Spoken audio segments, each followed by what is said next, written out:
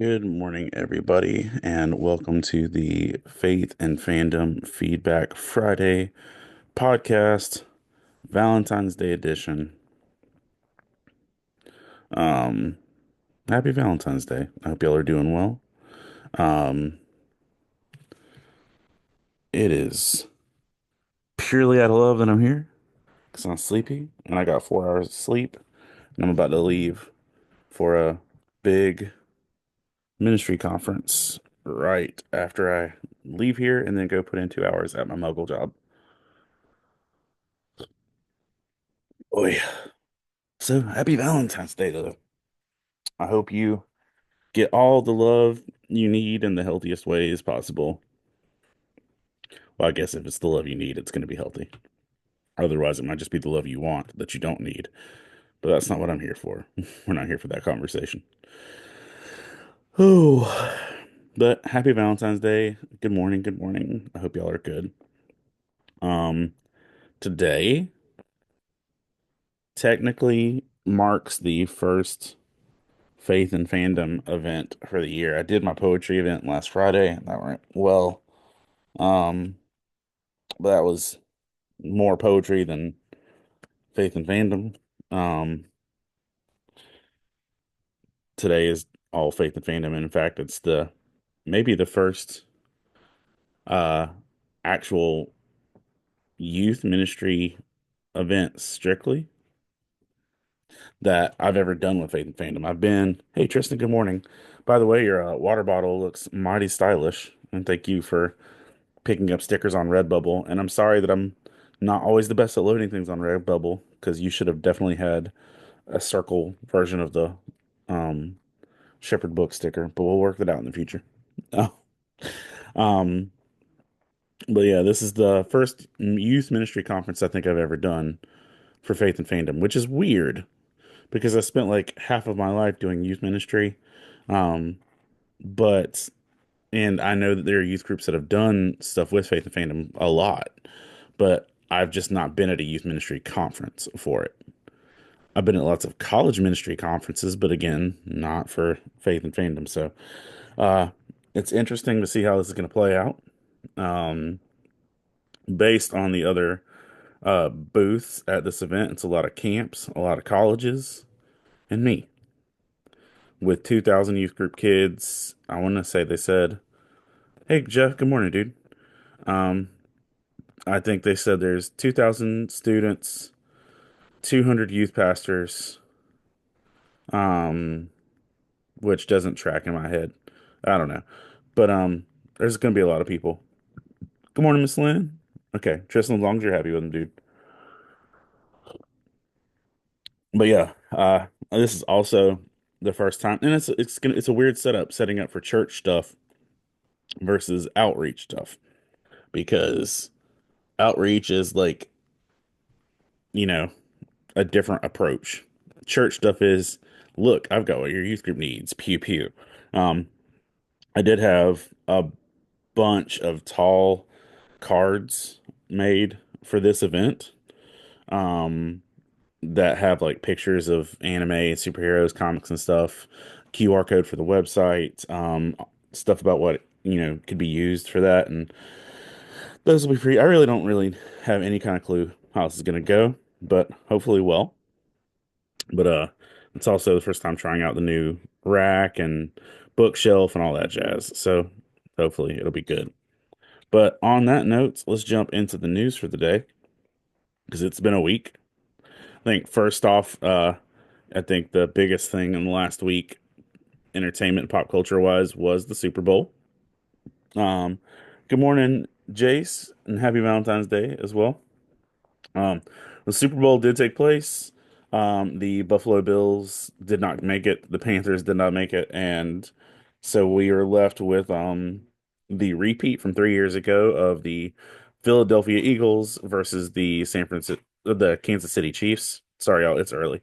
Um, And with that, I don't know that anybody really saw that game coming because the Eagles utterly trounced the Chiefs in a very dominant way.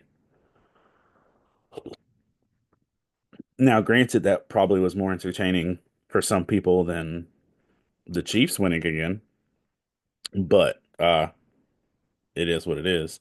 And fun history fact, that's the second three-peat that a recent version of the Eagles stopped because the Eagles also had a three-peat destroying Super Bowl win against the Patriots. The Patriots under Brady had Super Bowl, lost to Eagles, Super Bowl. And so the Eagles have stopped two three-peat chances in my short lifetime, which is just funny. Also, big news with the Super Bowl was the Kendrick Lamar halftime show, which rap aficionados are praising for breath control, not using backtracks, things of that nature, the choreography, the American symbolism. There's a lot of people that loved it and praised it. There's also a lot of people that hated it. And honestly, though, just for the record, that's every Super Bowl halftime show, minus the Eminem, Dr. Dre one, Snoop Dogg one. I feel like people always hate the Super Bowl halftime show to the point they want to complain about it more than anything else. Um, there are exceptions, but there's always going to be people that loved it and always going to be people that hated it. And, you know, just do what you do. There, one thing that we did get out of the Super Bowl halftime show that we're going to be blessed with for generations are the memes. Um, the Say Drake pose while he's strutting with his bell bottoms or flare leg jeans is going to. I've seen so many memes already of with that.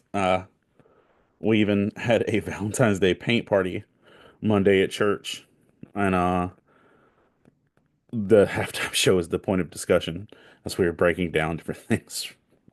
We're sitting there painting Valentine's Day cupcakes and discussing Drake and Kendrick. So, way to permeate culture. You did it. Good job. Um, there were some other notable Super Bowl moments like Taylor Swift getting booed and recreating the monkey puppet meme. Um, the Prince halftime show was epic, and Tristan, that one's one of the exception ones. Prince was one of those. Prince and Eminem are like two of the ones that very few people complained about. And even with the Eminem one, people just complained that 50 Cent was too chunky to do a sit up. But aren't we all? Uh, but yeah, there were some decent commercials. There was also weird. I think Matthew McConaughey set a record for the most appearances in Super Bowl commercials in one Super Bowl. Um, yeah, let's jump on to some not football news. Um, basketball this week. Um, there was an announcement that LeBron James is now in another area joined Michael Jordan in the history books. LeBron James is now the only other player other than Michael Jordan to score 40 points in a single game in their 40s, which most NBA players aren't playing in their 40s, which puts them in rarefied air.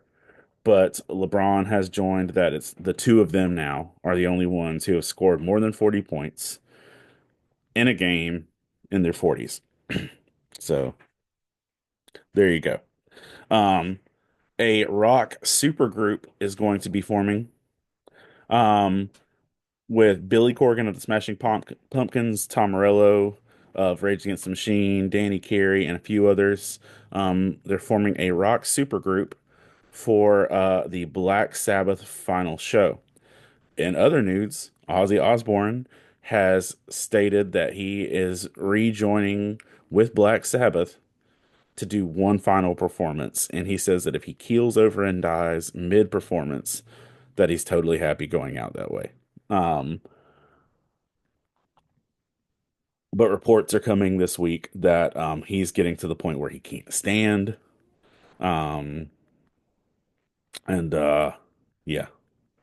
So, and the other dude is from Tool, if you don't recognize rock names. But Ozzy Osbourne is getting to the point he can't stand, and he wants to go ahead and reunite with his band and go out one more time, which is admirable. Reese Darby The uh comedic actor of Our Flag Means Death fame, and a lot of other things, is joining the new Star Trek New Worlds season three. So he'll be going from one ship to another. Um, Sabrina Carpenter and Dolly Parton are where did that just go? I hit the wrong button on the news. Um, Sabrina Carpenter is to release a duet of Please, Please, Please featuring Dolly Parton. So that's going to be a good combo for them.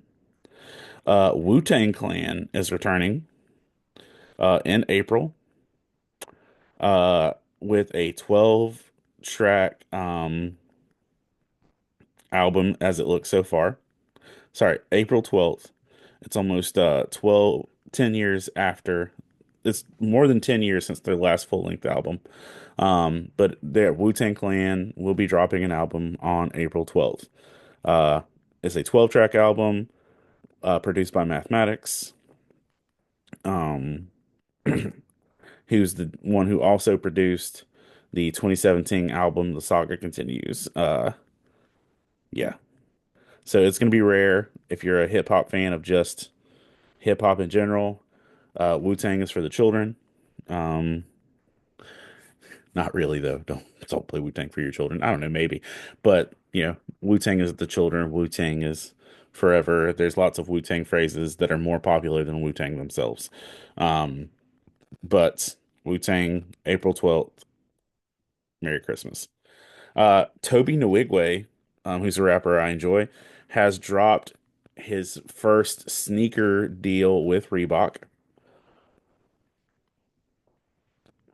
The often green themed hip hop artist has dropped a pair of suede green, mint green Reeboks and dropped the commercial for it this week ahead of the Super Bowl.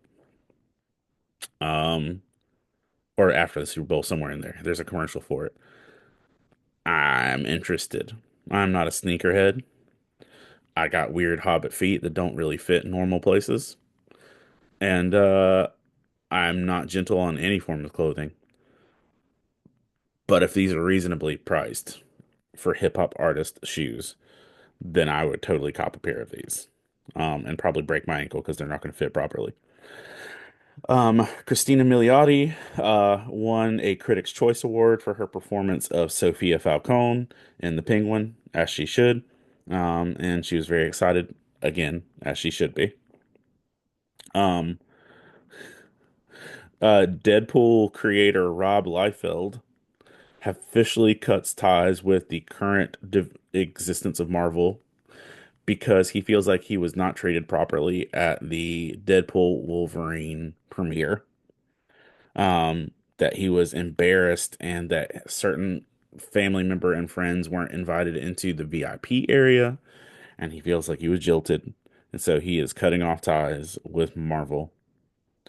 Um, I mean, they had a scene in the movie that made fun of his ability to not draw feet, but whatever.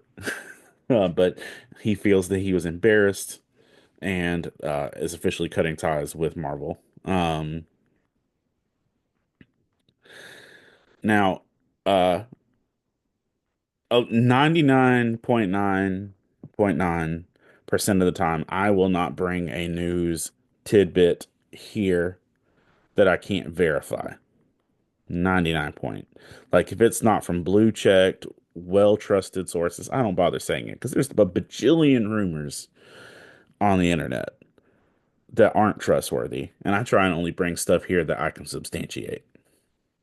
I'm about to tell you one next that I cannot substantiate, and I'm telling you solely because I'm excited at the news slash possibility. Can't substantiate, can't prove it. Uh, don't even know if I trust the source, but I'm pseudo excited about it. So I wanted to tell you there is talks that Kit Harington, Jon Snow of Game of Thrones fame, slash the dude who would be the Black Knight in Marvel if they ever go that route.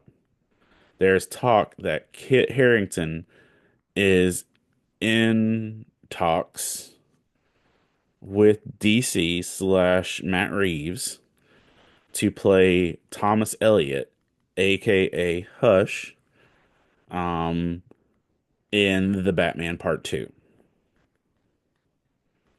And I have no idea. Good morning, Carl. I have no idea if any of that'll go forward or what I can, or what to expect with that, but Hush casting news. And if you watch the Batman, there are Hush references already in the Batman movie with Pattinson. And based on their universe, it would track that Hush would be an organic villain. And Hush is one of my favorite comic book storylines of all time. It's the book that got me reading comics again, after like a 20-year hiatus. But yeah. Upcoming Pokemon Go community days, if you are that type of nerd, as I am. Saturday, March 8th is a Pokemon Go community day, which will feature Fuecoco, the little chunky fire alligator. There's a classic community day, which will feature one that's already been done on March 22nd. Sunday, April 27th is Community Day. May 11th is Community Day with another classic on May 24th, which I think is Memorial Day. There you go. Merry Christmas. Mark those on your calendar. Uh, if you're familiar with with North Carolina, this might resonate with you. If not, whatever. You might have heard it anyway because it's still in the news. About, I don't know, 4 years ago, 3, 4 years ago, in the middle of kind of the time where we were tearing our down our statues and kind of polishing some of our history and stuff, Fort Bragg got renamed to Fort Liberty because apparently Bragg had a negative name connotation to a unsavory historical scenario. I don't even know why. I personally don't remember. I just know that everybody was like, don't do it. Don't mess with our town. Because like even like our car commercials are like, you do Fort Bragg, and like people just didn't want to see it done. But over the last 3 or 4 years, all of the Bragg stuff has been changed to Fort Liberty, including the car commercials. The streets have been changed. All the stuff has been changed. Um, well, this week, the Defense Secretary, Hegseth, signed an order to rename Fort Liberty back to Fort Bragg. And many North Carolinians went yay, but many of us who realized that's more tax dollars spent on changing it all back, and rebranding everything. It's going to be ridiculous. That's happening. Um, there was a scenario, uh, this that took place on January 30th that just kind of is getting reported, um, where women escaped from Georgia, the company, not the company, the country, not the state. There's a country called Georgia, where women escaped from the country Georgia as they were being held captive and forced to breed, in what was basically a pregnancy slash breeding compound, effectively like a puppy mill for people, that was taking place in the country Georgia, um, which was led by a Chinese criminal syndicate, like mafia level thing, by Chinese nationals. They were forced to go egg sterilization and extraction, um, and they had to uh, basically buy their way out. But it was women who found online advertisements for a high-paying job if they relocated to be surrogates. And then once they got there, they were literally enslaved. But a bunch of women made it out of that and were freed on January 30th. First of all, it's horrifying to know that's existing. Second, good. I'm glad they got free. Thirdly, There's probably a lot more that we don't know about, and this world is horrible sometimes. People generally are. Uh, and everything else is going to be less tragic than that, maybe. Um, Kid Rock got mad this week and stormed off stage at John Bon Jovi's Nashville bar because the crowd didn't clap enough for him. As he joined the stage to perform a song he thought deserved applause, and they didn't give him enough applause, so he cussed them all out and stormed off stage. How dare we not clap enough for Kid Rock? He's the real McCoy. He's headed out west, sucker, because he wants to be a cowboy, baby. Um, I get it, but man, I'm just at this point in time. If you're Kid Rock and people are still letting you on stage, you should be grateful. But whatever. Um, this week, okay, where Kid Rock is his own level of tragic, it goes much further with Kanye. This week reached a new level of Kanye for Kanye. Kanye spent millions to have a 7-second advertisement at the Super Bowl, which I didn't see at the Super Bowl, um, in which he showed off his new grill, like teeth grill, um, but linked his website. And on his website, he was selling a white t-shirt with a black swastika for $30 or $20, either way. My dude literally spent millions of dollars to advertise a swastika t-shirt in 2025 as part of the Super Bowl. That's where we're at, guys. Um, and I'll cover it a little bit later, but his talent agency finally dropped him uh this week in light of that. First of all, if you're somebody that's in the billions and stuff, why do you have a talent agency? And what are they doing for you if they're letting you get to this point? I digress. Yeah. Uh After the Super Bowl, um Chiefs kicker Harrison Butker found that he had been robbed and that someone went into the locker room and stole all of his clothes.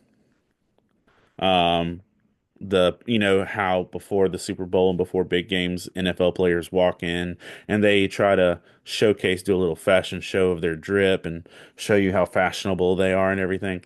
Well, Butker, uh, was left with nothing but a towel after people stole his clothing during the game, which is sad. Um, in terms of other people losing their clothing,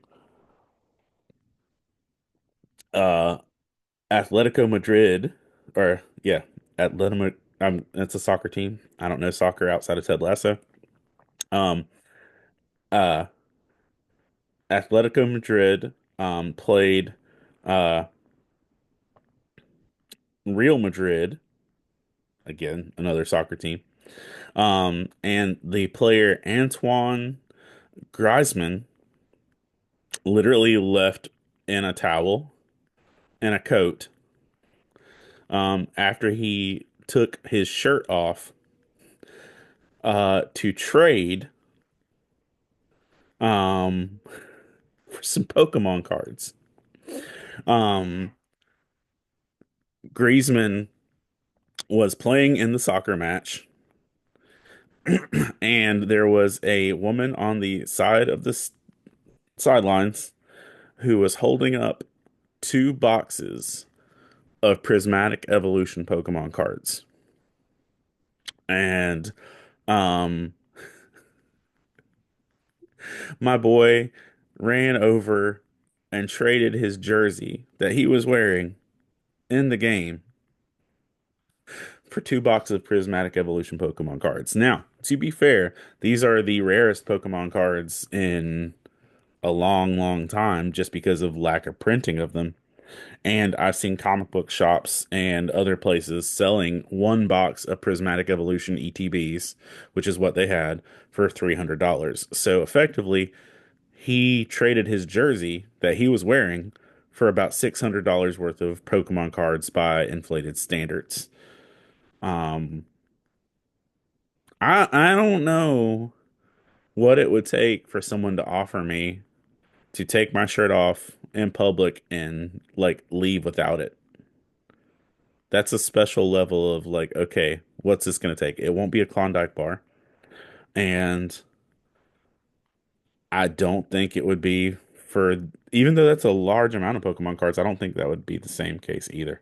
Um, rapper Glorilla also took a loss, sort of, this week, in the fact that she lost a $128,000 bet on the Kansas City Chiefs Super Bowl victory. That she had bet it all on the Chiefs and lost hard. In casting news, which I don't hate, um, and this is verified on some sites and in consideration on others, it appears that for the upcoming Harry Potter TV series, which will do 1 season per book, uh, that Hollywood legend and very varied actor, like he's got a huge range. Um, dude, Steven, what would it take for you to like lose your shirt in public for someone to offer? Because it's not a Klondike bar. Um, Honestly, I wouldn't do anything for a Klondike bar. I don't even enjoy those, like at all. Talk like a Reese's Fast Break, I might get moderately shady, but not a Klondike bar. Um, Either way, it's looking like our new Dumbledore is going to be famed Hollywood actor John Lithgow. Um, I grew up with him on Harry and the Hendersons. Um, and then he was famous on 30 Rock. He had a strong stint on uh Dexter. And honestly, most of this world knows him as the voice of Farquaad in Shrek. But here's my problem. Okay, here's the problem. While I think he would be a magnificent actor and he would kill the role, my man is 79 years old. They're making 7 seasons of TV. And I feel like if we give Lithgow this role, we're going to end up in the same scenario that we went through with the movies of having to have him replaced midstream. Do I have any reason to think he's going to die just because he's 79? No. But guess what? Anything above 70, you're being graced to be here. So I don't know. I don't have a lot of confidence in it just because of his age, but wherever. Um, yeah. There is a new city killer asteroid, which is plummeting in the general region of Earth, and it's already too late for NASA to deflect it. They can't pull an Armageddon at this point, and now they're just trying to monitor it to make sure um, it doesn't hit us, but they're also running calculations and things to see what would happen if it hit us in certain areas. That's a city killer asteroid. All telescopes and everything have been given permission to, work on it, but yeah, it's a it's a thing. Um, oh, um,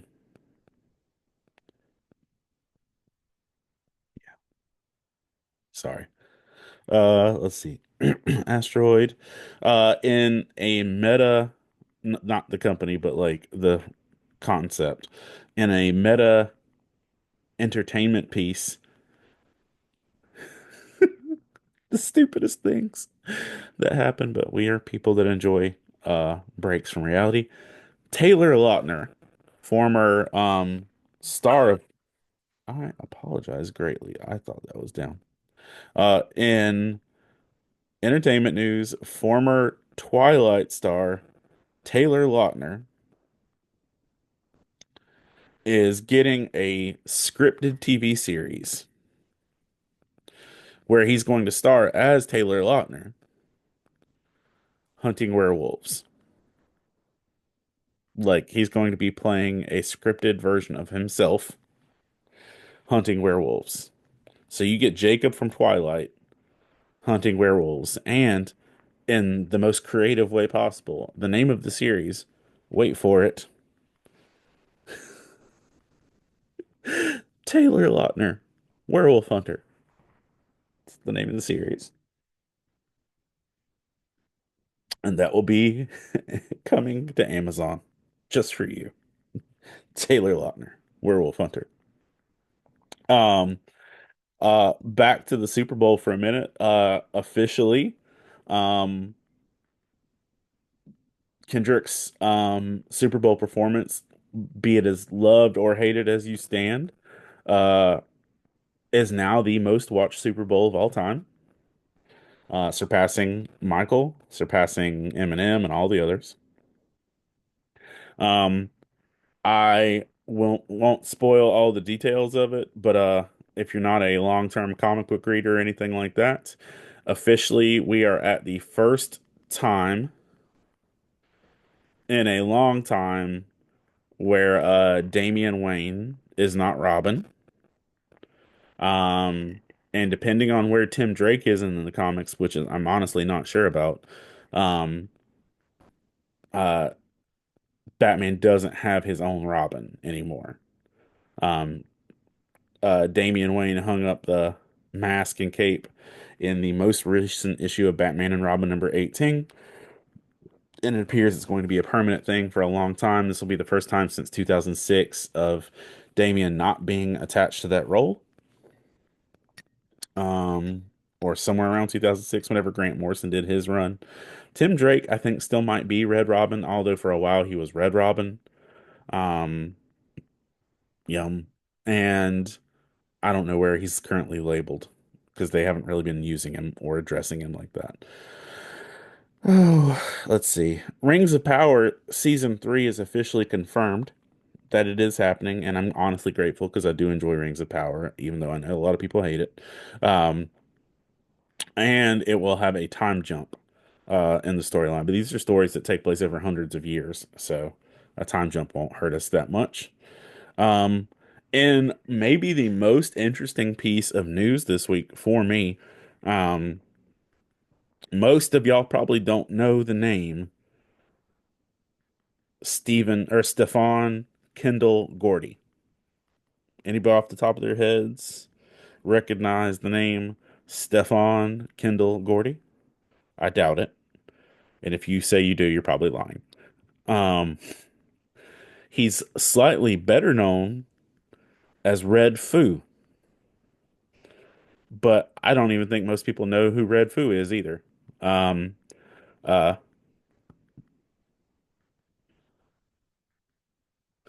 Steven says he hasn't had a chance to get into it, and he's heard so many mixed reviews on Rings of Power. So I'm gonna go back to Stefan, and Red Foo in a second to say this. Get Steven, Rings of Power uh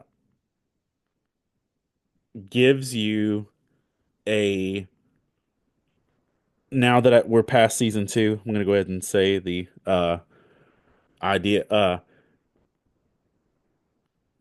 Rings of Power gives you kind of a Gandalf origin story. It sets up kind of the history of some different Hobbit groups. And it shows you a rise and fall of Sauron. And what's really great is season 1 and season 2, you get different takes on Sauron. Um, and like it shows you how much of a villain and adversary that he's worth being. But here's the biggest thing for me. There's two things that solidly sell me on Rings of Power. One, you get Tom Bombadil in season two, and you get a really great actor doing Tom Bombadil, and it's our first modern day big screen adaptation.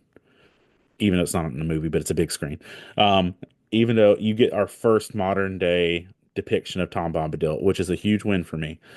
Um, Second, it actually makes me understand the story better, and it makes me care about the rings. Because for most of us, if you've watched the Lord of the Rings movies and that's your only content, the rings that are mentioned in the opening poem are the only time you're really exposed to them, and then you're just left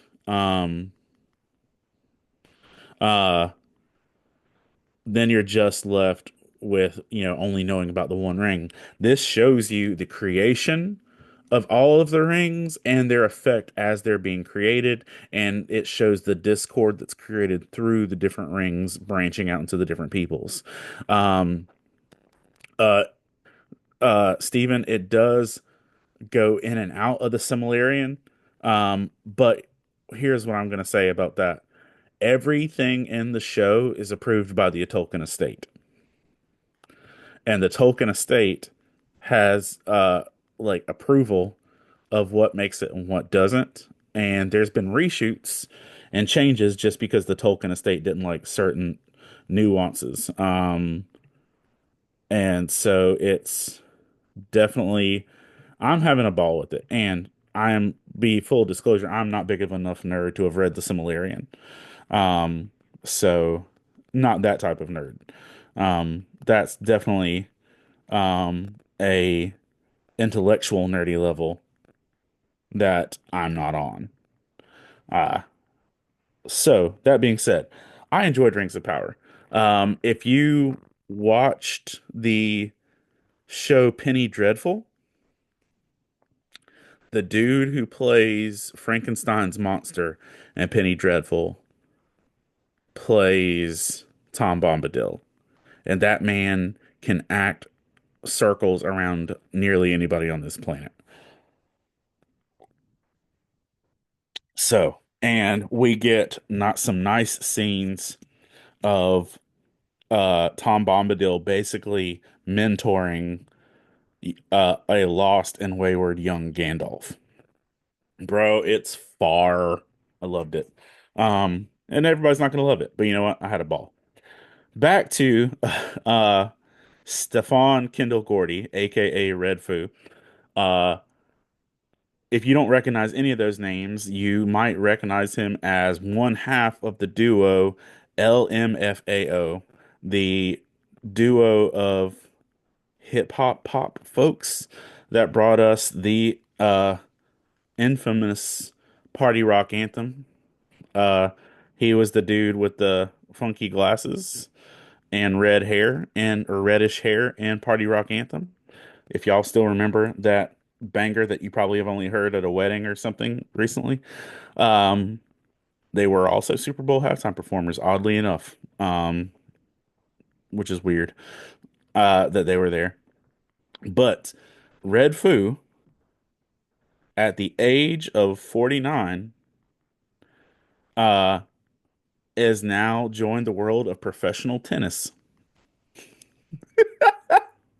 Um, like imagine being across a tennis court and um you're watching the do the party rock dance in between sets. I don't know, man.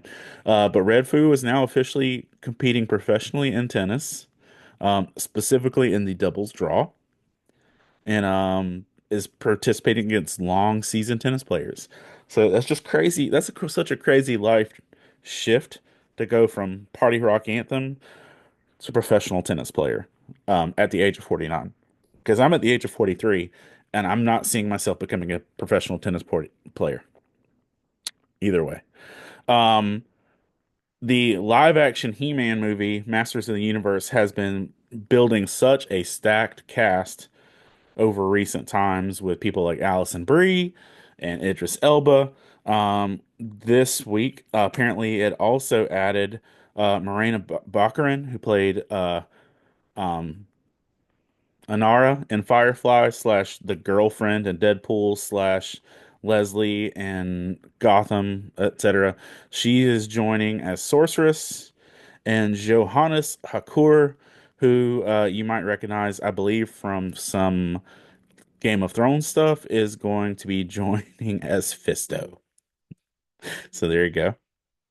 Um, if you're going to watch Captain America: Brave New World, there is one post-credit scene. It's at the very, very bottom of the credits.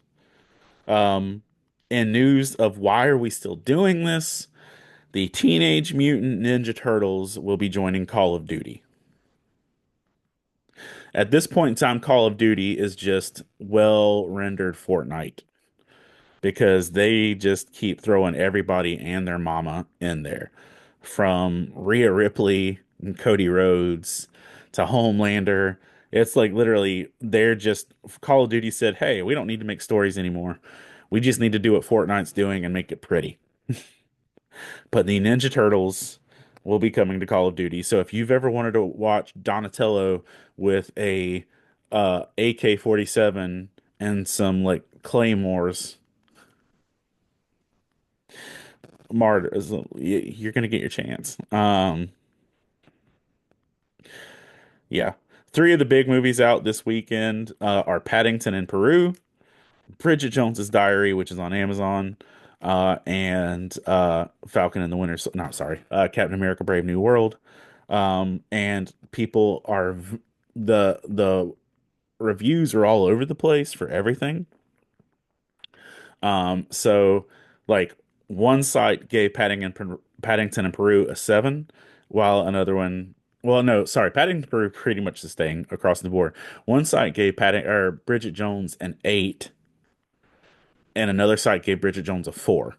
Um, and then everybody is honestly kind of giving middle 4, 5, 6s to Captain America: Brave New World. I did watch it, and I put a short review up on the Faith and Fandom page or the Facebook if you want to check that out. Um, but yeah, I enjoyed it. Five Nights at Freddy's is getting a new game called Secret of the Mimic, and that will be dropping on June 13th of this year. Borderlands 4 will be launching on September 23rd of this year. And Elden Ring Night Rain will be dropping on May 30th, 2025. The video game Alan Wake 2, which my friend Chris Poirier is now playing through and having a ball with, and I just haven't had enough time in my life where I wasn't too stressed to play Alan Wake 2. I don't have any games I'm playing right now because lifing and writing and one piecing. Um, oh, this is news. I crossed the 1,000 mark in One Piece. Merry Christmas. Uh, which was really great. At the end of episode 1,000, it puts the whole crew a big smile and says thanks and to be continued. As it's still going. But Alan Wake 2 has finally turned a profit. Alan Wake 2 was such a skillfully made game and was so beautifully made and so rich in development that it cost too much to be profitable for years. Now that Alan Wake 2 has sold more than 2 million copies, it finally turned a profit. Steven, you just started One Piece. Uh, may may may God bless you and your family and all your future endeavors. Um, I started One Piece with Rosa and then my daughters because Rosa was interested, and so we were just going to watch it together. And then once she was moving, I'm like, well, screw you. I'm not waiting for you anymore. Just because it wasn't going to be practical anymore at that point in time. But it took a year for me and my kids to watch 130 episodes.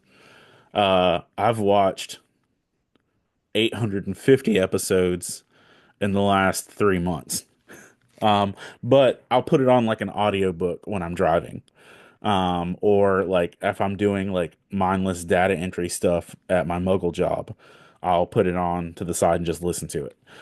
Because a lot of it is Luffy yelling. And it does get much better, but it also does get a little racier as the years go on. But the animation will have a stark difference in jumps, whatever. It's a story worth enjoying, but it's a long one, a very, very long one.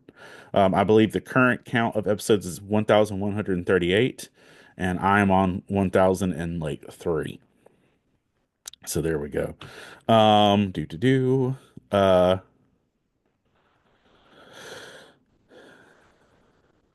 oh, that's you a Critical Role, yeah, and I could see that, especially with Critical Role being what it is. I've not done that yet. I just, I'm only in my fourth or fifth week of my first Dungeons and Dragons campaign, so and we're playing every other week. On that note, and I didn't even do this on purpose, but it's a nice segue. Netflix has picked up the live action Dungeons and Dragons TV series and will be moving forward with it. It had been started on another network and dropped for profit reasons in the productions, but Netflix will officially be moving forward with a live action Dungeons and Dragons series. In a crazy real life Jonah and the Prophet type scenario this week, a humpback whale swallowed a kayaker off the Chilean and Patagonia. Yes. Um, a humpback whale swallowed a kayaker off the Chilean Patagonia this week and then spit him back out without any injury. So homie straight up got Jonah'd, but apparently he repented way faster than Jonah. Um, and so he popped right back out. Um, the New York Jets are officially releasing Aaron Rodgers as quarterback and moving forward without him. Um, Justin Baldoni and Blake Lively have both opted out of mediation because they're going to continue their court cases and pursuing suits against each other before their court date on March 6th of 2026. RFK Jr. has officially been confirmed as secretary, um, despite bipartisan concerns about his and his family's warnings. Um, Blake Lively has subpoenaed Justin Baldoni's phone records. Colleen Hoover, the author of "Is It Is With Us," It Ends With Us, has returned to Instagram for the first time since the Baldoni Lively drama. But she's removed all photos of Baldoni and Lively from her Instagram. If you are a tuna eater, check yourself before you wreck yourself because canned tuna sold at Trader Joe's, Costco's, and Walmart has been recalled because of a fatal, um, like, contamination that has been found in recent cans of tuna. And things that may also be fatal, but you probably will still go for it anyway. Snack wraps are returning to McDonald's, along with some other fancy McDonald's menu items, which will be changing in the immediate future if they've not already changed. The Backstreet Boys will be setting up for this summer as a residence at the Sphere in Las Vegas. So if you want to go see them there, um, your Friendly Neighborhood Spider-Man, the new Marvel animated TV series that is on Disney Plus, has already been renewed for season two and for season three. Uh, Sonic 3 has made records for two of its actors in terms of box office success that you wouldn't imagine. Um, Even though Jim Carrey has been pseudo retired for years now and only done a couple and done the Sonic movies really for years. Um, Sonic 3 officially makes Jim Carrey one of the top 25 highest grossing stars in history. Sonic 3 puts Jim Carrey as being a bigger moneymaker than Bruce Willis, Ryan Reynolds, Nicolas Cage, Will Ferrell, Adam Sandler, Denzel Washington, Leonardo DiCaprio, and Mark Wahlberg.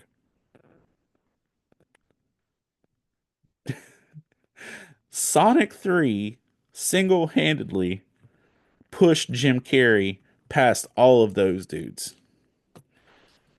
even though my boy is retired basically outside of the Sonic movies, and that's pretty astonishing. He is just under on the list Hugh Jackman and a few others.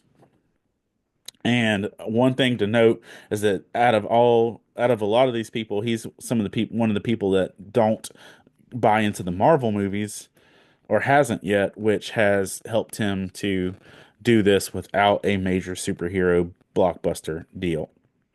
Um, the series High Potential on ABC has been picked up for another season, and it helped ABC topple CBS in terms of ratings and network superiority, and dethroned Matlock as one of the most viewed series uh, with that. So good for ABC, I guess.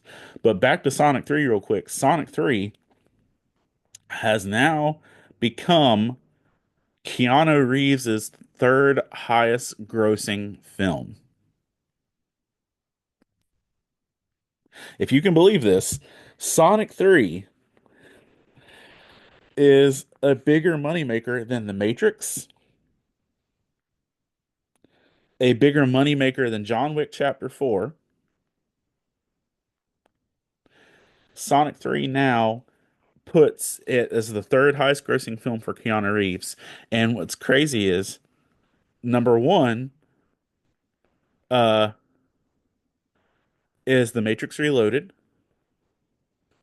Number two is Toy Story 4. And Sonic 3 has passed all of them. Yeah.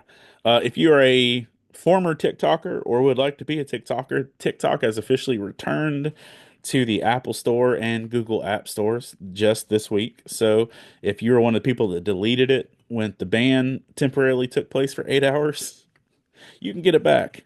It's there now. Um, the creators of VeggieTales, or one of the creators of VeggieTales, is dropping a new comedy series, still with VeggieTales. Let's tell people about Jesus vibes, called Dead Sea Squirrels. Mike Nawarki is back with that. Russell Brand uh, went.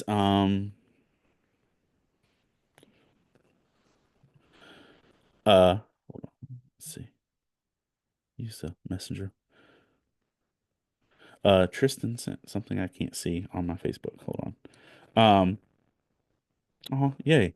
Um, Russell Brand this week went full evangelical and loving in what seems to be, from everything I've seen, an appropriate way um, to a adult actress to let her know that she's loved. Russell Brand was on a podcast recently with an adult film person named Lily Phillips, um, who recently gained attention for being in a scene with 100 different people in one day and plans to do something with 1,000. Um, and Russell, in a podcast, just kind of stopped her to let her know that she is special and that she is sacred and she's a child of God, and to, love herself and take care of herself. So, um, I know it's, for me, it's hard to to hear Russell Brand do these things, because like I've got like decades worth of Russell Brand not being this, but it's also appreciative of seeing Russell Brand, bearing fruit. So that's nice. The Eagles coach openly praised God and said that Jesus was Lord after the Super Bowl victory. It's not surprising, but also, you know, people real quick to praise God after a Super Bowl victory, but still good. Netflix and things I don't know we need. Netflix is rebooting Little House on the Prairie, and people are concerned, as they should be. But Netflix is rebooting Little House on the Prairie. Um, Donald Trump has in this week, I mean, I know political stuff is always polarizing, but in a polarizing step among Christians, um, Paul or Donald Trump named uh Tristan says Dead Sea Squirrels sounds like a cool band name. Yes, yes, it does. And Tristan says, nah, it's a Little House on the Prairie. Um, but this week, President Trump uh, signed an executive order to open a White House faith office, which I don't hate as a concept for a president to have a faith office. He's previously had spiritual advisors and things like that, not just Trump, but presidents in general. But the person that he appointed to lead the faith office is longtime televangelist Paula White. And so that is gaining a lot of heavy criticism from the Christian community, as Paula has been branded a heretic by some cultures and sects of Christian peoples. So, yeah, that's happening. One thing that I don't think any of us have seen, or I didn't see anything of it until I was doing my research, um, was that there was a protester that interrupted the Super Bowl halftime show, but I don't think I ever saw any of it on TV. I think they were wise enough to like pan around it or not capture it. During Kendrick Lamar's Super Bowl halftime performance, a protester stormed the stage with a Palestinian and Sudanese flags. Um, and like actually made it onto the stage where Kendrick was. The protester was chased off the stage eventually and tackled by three security guards who dragged him from the field. Um, yeah, and like the words Gaza and Sudan were printed on the flag. Um, yeah, it says that the protest never made it to TV. Um, that's pretty crazy. Um, People have pledged online and raised $300,000 to support Luigi Mangione. Um, in his trial and everything else, which is bonkers to me. Um, but yeah. Um, President Trump stated this week that he and Putin have started negotiations to end the war in Ukraine. Um, and another weird political thing, JD Vance's 12-year-old relative was denied a heart transplant because she is not vaccinated, which is, stirring up political unrest and controversy just among those things. But yeah, that's my news for the week. Let's do a Bible reading real quick and or sort of quick and get moving because I got to get to work and head to this conference and all the things. Um, I'm gonna look for real quick. There it is. Yeah, I got some cool six-sided dice from Italy. That feels like it's like made of stone or bone or something. It's pretty neat. All right. Um, Me and my haunted dice over here.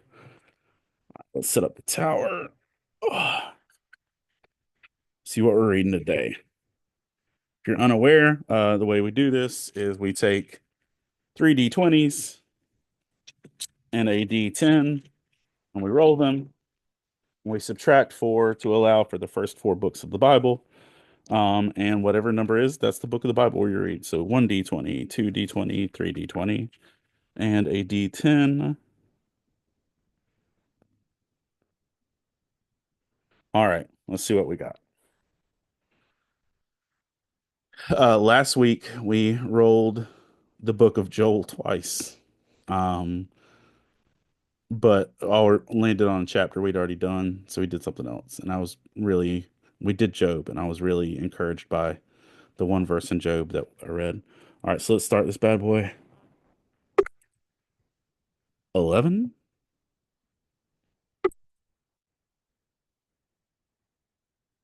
19,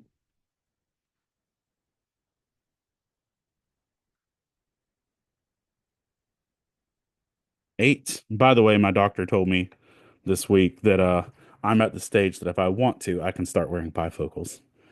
I passed for now, but we're at that place of me being old. He's like, once you get to your mid 40s, I'm like, thank you, sir. Stop talking now.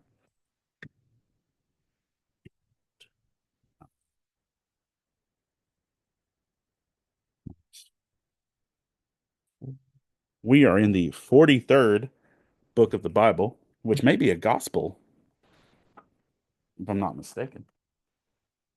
Oh,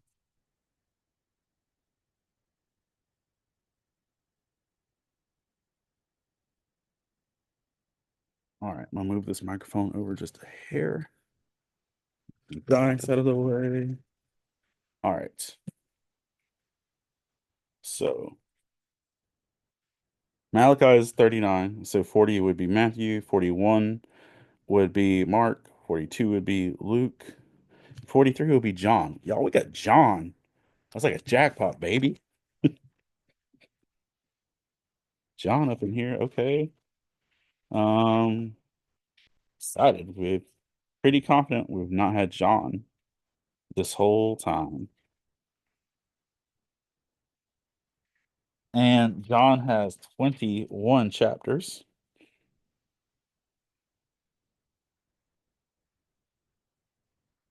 Heard weird noises. John has 21 chapters, so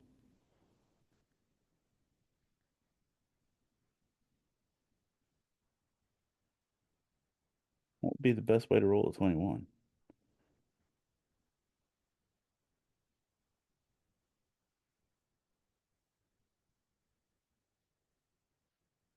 Hmm. I guess I'm gonna roll a what would be the best way to roll a 21? The 20 part's obvious,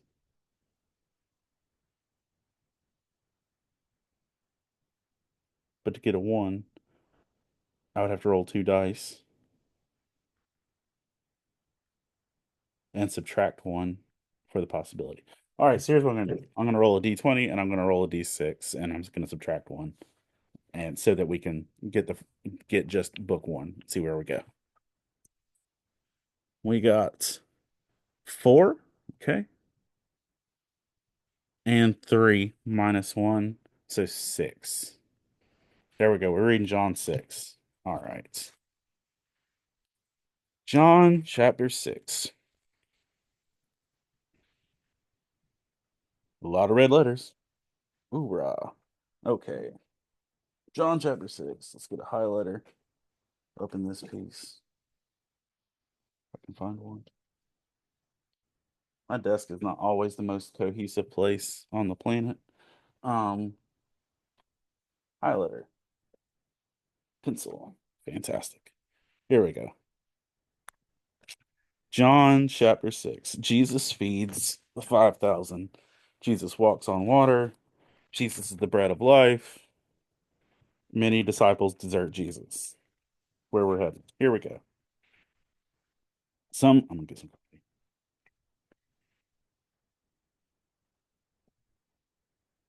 By the way, my delightful coffee cup is from Quiet Mountain Apparel. Holler at you boys. Um, Sometime after this, Jesus crossed to the far shore of the Sea of Galilee, that is, the Sea of Tiberias. And a great crowd of people followed him because they saw the signs he had performed by healing the sick. Then Jesus went up on the mountainside and sat down with his disciples. The Jewish Passover festival was near. When Jesus looked up and saw a great crowd coming toward him, he said to Philip, "Where shall we buy bread for these people to eat?" He asked this only to test him, for he had already had in mind what he was going to do. Philip answered him, "It would take more than half a year's wages to buy enough bread for each one to have a bite." Another of his disciples, Andrew, Simon Peter's brother, spoke up, "Here's a boy with 5 small barley loaves and 2 small fish, but how far will that go among so many?" So, 2 things to just point out with this. Philip automatically went to the math, of what they didn't have. Andrew went to the immediate of what they do have, but both focused on the what they don't have still. Um, Jesus said, "Have the people sit down." There was plenty of grass in that place, and they sat down. About 5,000 men were there. Jesus took the loaves and gave thanks and distributed to those who were seated as much as they wanted. He did the same with the fish. When they had all had enough to eat, he said to his disciples, "Gather the pieces that are left over. Let nothing be wasted." I think that's a good life advice in general. So they gathered them and filled 12 baskets with pieces of the 5 barley loaves left over by those who had eaten. After the people saw the sign Jesus performed, they began to say, "Surely this is the prophet who has come into the world." Jesus, knowing that they intended to come and make him king by force, withdrew again to a mountain by himself.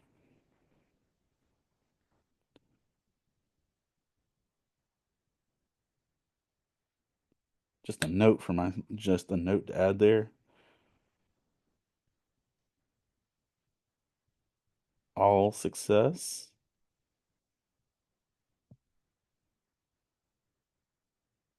isn't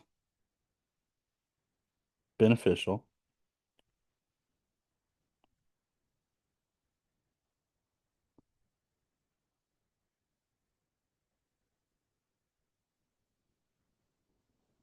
and a high position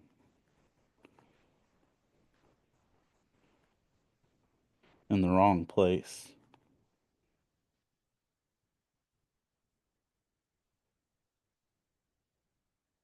isn't beneficial. Jesus walks on water. When evening came, his disciples went down to the lake, where they got into a boat and set off across the lake for Capernaum. By now it was dark, and Jesus had not yet joined them. A strong wind was blowing, and the waters grew rough.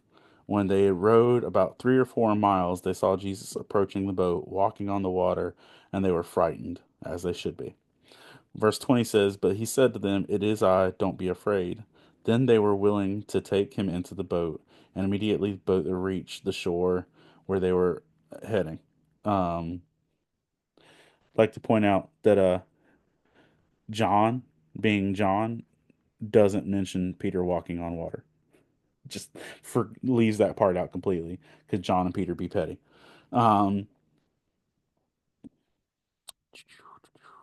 the next day, the crowd had stayed on the opposite shore of the lake and realized that only one boat had been there, and that Jesus had not entered it with his disciples, but they had gone away alone. Then some boats from Tiberias landed near the place where the people had eaten the bread and the Lord had given them thanks. Once the crowd realized that neither Jesus nor his disciples were there, they got into the boats and went to Capernaum in search of Jesus. When they found him on the other side of the lake, they asked him, "Rabbi, when did you get here?" Jesus answered, "Very truly, I tell you, you are looking for me, not because you saw the signs I performed, but because you ate the loaves and had your fill. Do not work for food that spoils, but for food that do not work for food that spoils, but for food that endures to eternal life, which the Son of Man will give you. For on him God the Father has placed the seal of approval." I am going to make a note to add that verse to my Delicious in Dungeon chapter. Um, I think that would be beneficial. John 6:27. Delicious in Dungeon.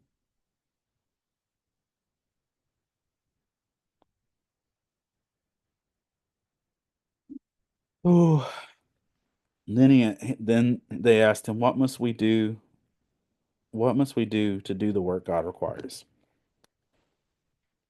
And they asked him, "What must we do to do the work that God requires?" Jesus answered, "The work of God is this, to believe in the one he sent." That's simple.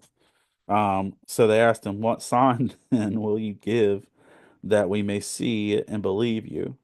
What will you do? Our ancestors ate the manna in the wilderness, and it is written, He gave them bread from heaven to eat. Jesus said to them, Very truly I tell you, it is not Moses who has given you bread from heaven, but it is my Father who gives you the true bread from heaven. For the bread of God is the bread that comes down from heaven and gives you life to the world. Sir, they asked, they said, always give us this bread. Then Jesus declared, I am the bread of life. Whoever comes to me will never go hungry, and whoever believes in me will never be thirsty. But as I told you, you have seen me, and still you do not believe. But as I told you, you have seen me, and still you do not believe. This part.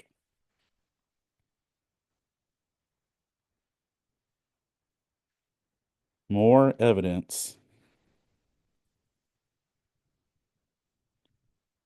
doesn't help people not actually looking for the truth.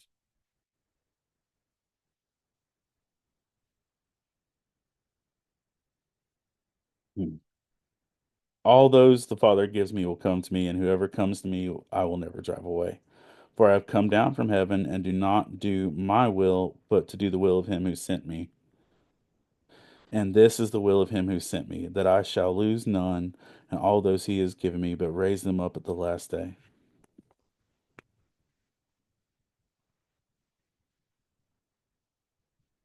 For my Father's will is that everyone who looks to the Son and believes in him shall have eternal life, and I will raise them up on the last day.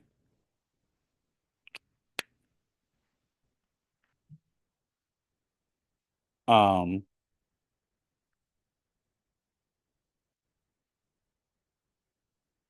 yes,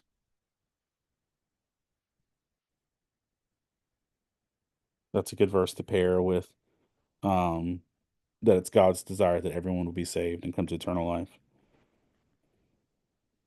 What verse is that? It's in Second Timothy.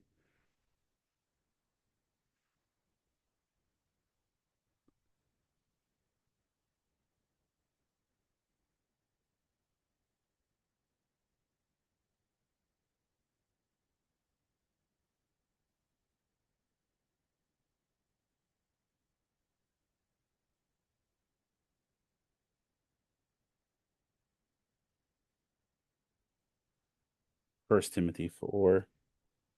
First Timothy 2, 3 through 4.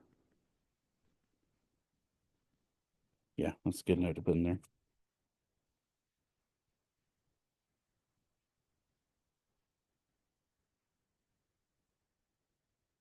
And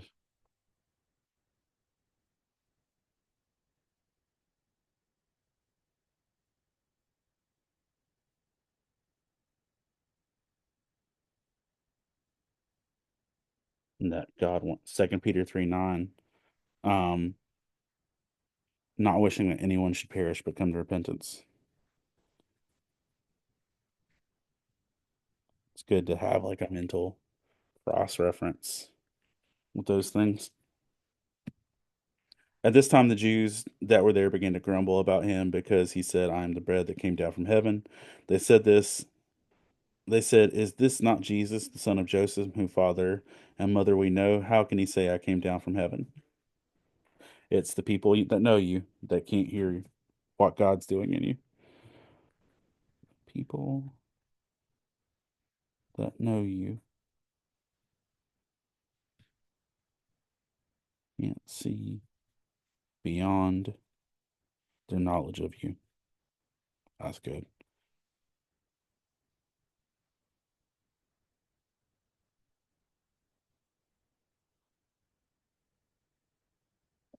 Oh.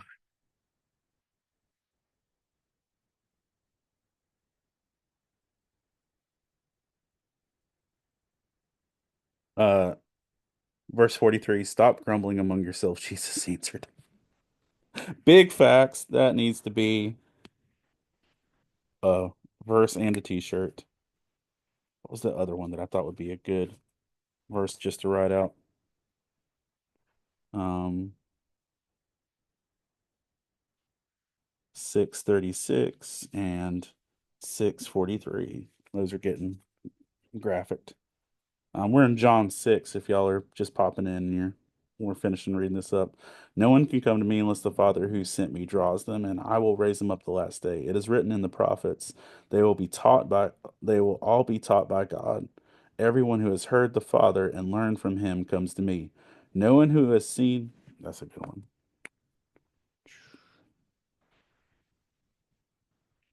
No one has seen the Father except the one who believes. Hold on, me. There's so many words. No one has seen the Father except the one who is from God, and he has seen the Father. Very truly I tell you, the one who believes has eternal life. I am the bread of life. Your ancestors ate manna in the wilderness, yet they died. But here is the bread that comes down from heaven, which anyone may eat and not die. I am the living bread that came down from heaven. Whoever eats this bread will live forever. This bread is my flesh, which I give for the life of the world. Then the Jews began to argue sharply among themselves, how can this man give us his flesh to eat? Jesus said to them, very truly I tell you, unless you eat the flesh of the Son of Man and drink his blood, you have no life in you. Whoever eats my flesh, that's a phrase right there, you have no life in you.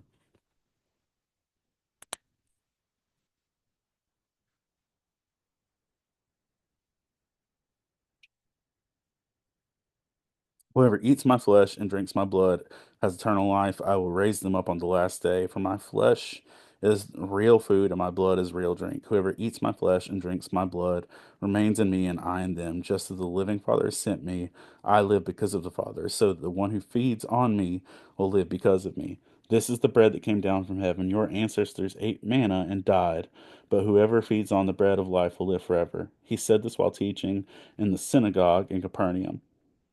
On hearing it, many of his disciples said, this is a hard teaching. Who can accept it? Um, Verse 61 says, aware that his disciples were grumbling about this, Jesus said to them, does this offend you? Um, um, then what then what if you see the Son of Man ascend to where he was before? I think that's the important thing, that he was in heaven prior to walking on earth.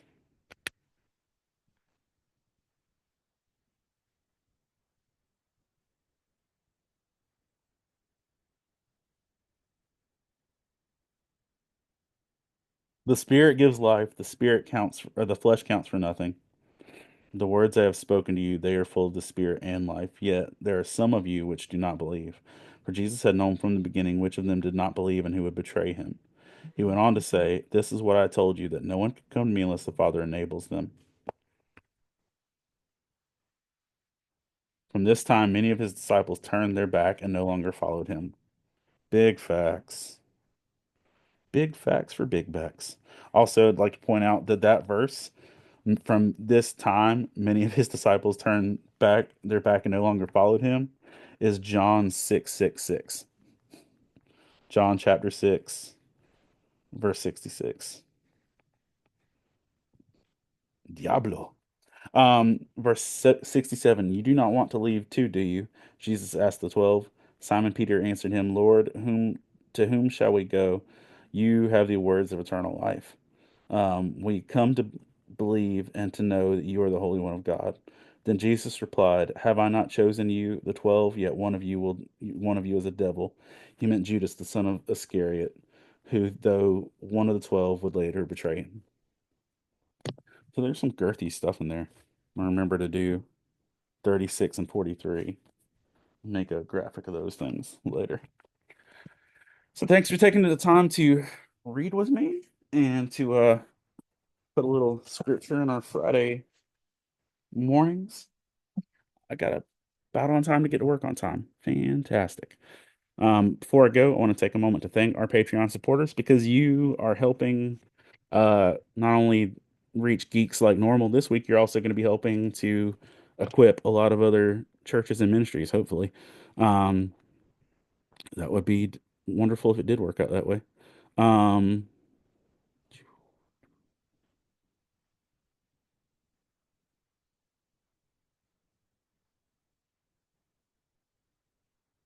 sorry, reading Patreon comments. I don't always see these things in time.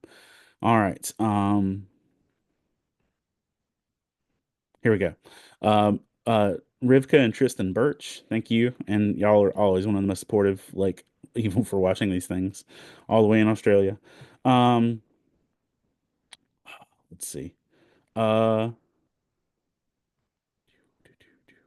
Dorothy Martin, Michelle Stewart, Lynn Turner, David Brooks, Jeff Weimer, Colin Sproles, Jamie Montgomery, the Coleman family, Jonathan Herman, Ron Petit, Gear Saber Cosplay, Scott Ward, Alicia Glenn, Jay Sheed, Jason Crutchfield, Mike Perna, Todd Turner, John Jacobs, Zach Harris, Caleb Grimm, Jeanette Skaggs, Jason Bullock, Christina Ray, Sarah Lewis, Patrick Gale, Rebecca Godlove, and Adam Davis. Thank you all for being the crazy supportive people that you are, for all of the Faith and Fandom gets the opportunity to do. I appreciate y'all more than I can express. And thank you. I think there's going to be some cool big opportunities coming up in the future, and I look forward to y'all getting to see all of it. Me too. God bless y'all. Have a great Valentine's Day, and I'll see you soon.